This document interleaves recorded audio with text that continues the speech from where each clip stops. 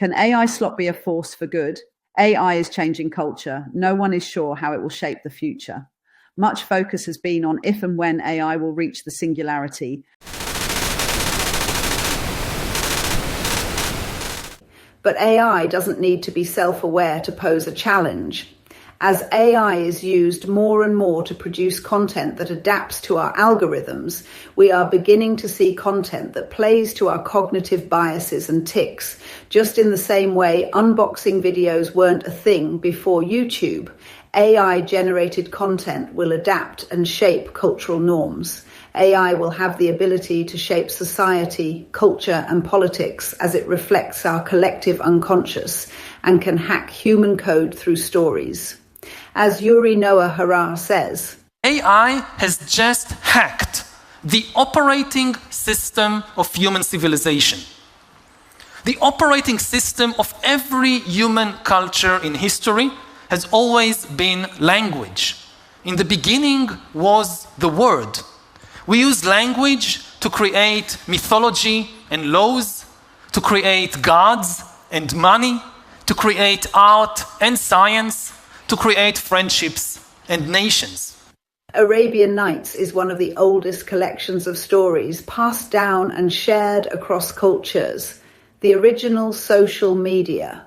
On first reading, I found the stories misogynistic and dated, but then discovered the feminist interpretation of the texts. As Google's own AI search results told me, several stories within the collection can be interpreted as having feminist themes, often highlighting female agency, intelligence, and cunning, particularly through characters like Scheherazade herself, who uses her storytelling abilities to outsmart a tyrannical king, and other female protagonists who disguise themselves as men to gain power and autonomy in a patriarchal society. I was inspired to experiment with AI tools to create 1001 new stories for our age, to flood the algo for good, and to see how the same intent can be interpreted to different audiences. I created a ChatGPT prompt. I experimented with different tools, free and paid, and I produced multiple stories, some aimed at women and some aimed at men. I even asked the men to explain the experiment for me. Here are some highlights. Voices of Change, the power of stories against male violence. In a world steeped in stories, every narrative holds the power to shape our beliefs, challenge our behaviors, and redefine our cultures. Yet when it comes to male violence against women, we often overlook the profound impact that storytelling can have in fostering empathy, understanding, and critical change. Changing a culture starts with changing narratives. As the critical theorist Michel Foucault said, knowledge is power. If we can reframe the conversations around masculinity and violence, we can dismantle the very structures that perpetuate harm. Statistics reveal the magnitude of this issue. According to the World Health Organization, 1 in 3 women worldwide will face physical or sexual violence in her lifetime. To address this, we must turn to the narratives that define masculinity and power and explore how stories can be a tool for transformation. By using stories, we humanize experiences and emotions. We can create relatable narratives that resonate deeply with men, helping them to see the impact of their actions. When they understand the pain they cause, they are more likely to change. Narratives can lead us to understanding the root causes of male violence. Dr. Judith Butler, a prominent gender theorist, emphasized the cultural and discursive frameworks within which we operate are crucial in shaping our identities. Through stories, we can dismantle harmful stereotypes and encourage healthier expressions of masculinity. Engaging men in open dialogues around their vulnerabilities and fears helps to break down toxic masculinity. Statistics show that programs focusing on emotional intelligence reduce aggression in men significantly. Studies indicate that men who participate in storytelling workshops show a 60% decrease in attitudes supporting violence against women, illustrating the effectiveness of narratives in promoting change. This cultural shift requires not just the voices of men, but also the strengths of women. Narratives of resilience and empowerment among women provide the foundation for understanding equality. Stories are our most powerful weapon. They inspire, inform, and ignite change.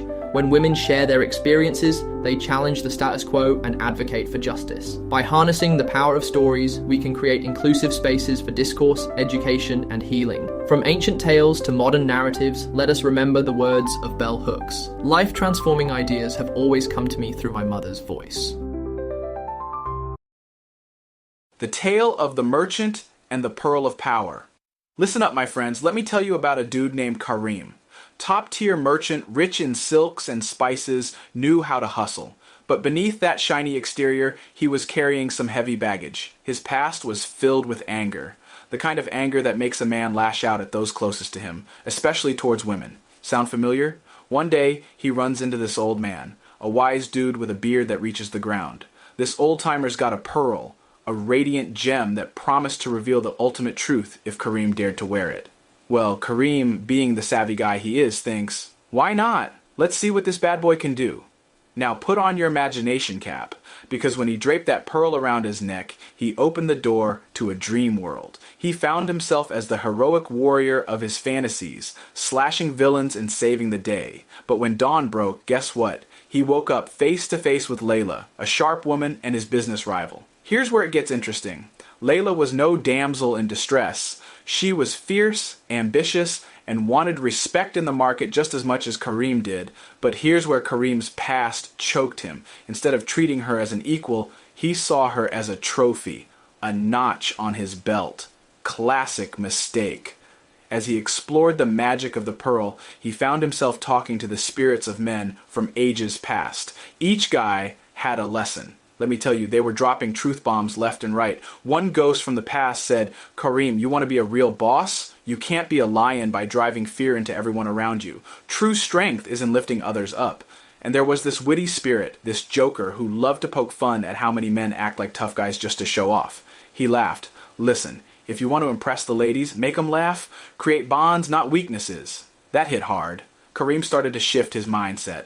Instead of showing off his wealth in control freak mode, he realized he could engage Layla in conversations, indulge in playful banter. Imagine him saying, hey Layla, your ideas are gold. Let's team up instead of competing. Let's both shine. Then one day, as the sun painted the market with gold, the moment came for Kareem. He had a choice. Stick with the old ways, bully, dominate, assert power, or step into this new mindset. And he finally made the call to approach Layla as an equal. He said, listen, we could absolutely wreck the market together. I'm just a merchant with dreams, and you're the one I want in my corner. What do you say? Boom. Just like that, he turned the game around. Instead of flexing dominance, he was building something stronger, a partnership. Kareem realized that true power isn't about roaring louder than everyone else. It's about building together, forming alliances, and creating respect. So, fellas, take a page out of Kareem's book. It's not just about smashing heads and putting women down. It's about elevating each other. That's how you grow. That's how you dominate. Power isn't just control. It's respect, shared laughter, and lifting each other up to the top. Keep that in mind, and you'll find that the real victories are in the bonds you create along the way. I quickly saw the same images and cliché appear after staring into the dead eyes of fictional avatars and zoning out on the same tired tropes. I came to crave human connection. I grew tired of platitudes and formula. I got bored of the idea and felt overwhelmed by slop, and I wanted to get my hands dirty and get away from the chewing gum for the eyes. I'd created the uncanny valley of stories that seemed to devalue my intent and subject matter. Volume and ease had taken away the satisfaction of craft. Yes, I could make things look and sound better, but somewhere in the process, something had been lost. The project had become devalued. Around the same time, I saw Muette, a techno marching band at Brixton Academy, 13 German musicians playing techno classics without a drum machine in sight. The audience was a mix of old-time ravers and curious youngsters. The joy in the room at the sheer audacity was overwhelming. Here were humans recreating music that had derived from technology. They were doing it because they can, and 1,000 people were there to delight in their talent and audacity to try. Ease and speed is overrated. Just as there was a renaissance in stop motion with the advent of CGI, just knowing that something has been created by AI devalues it because we enjoy talent and admire endeavour. As the tools get better and better, we will struggle to tell what is truly real. Humans are encoded to sit around the fire and tell each other stories.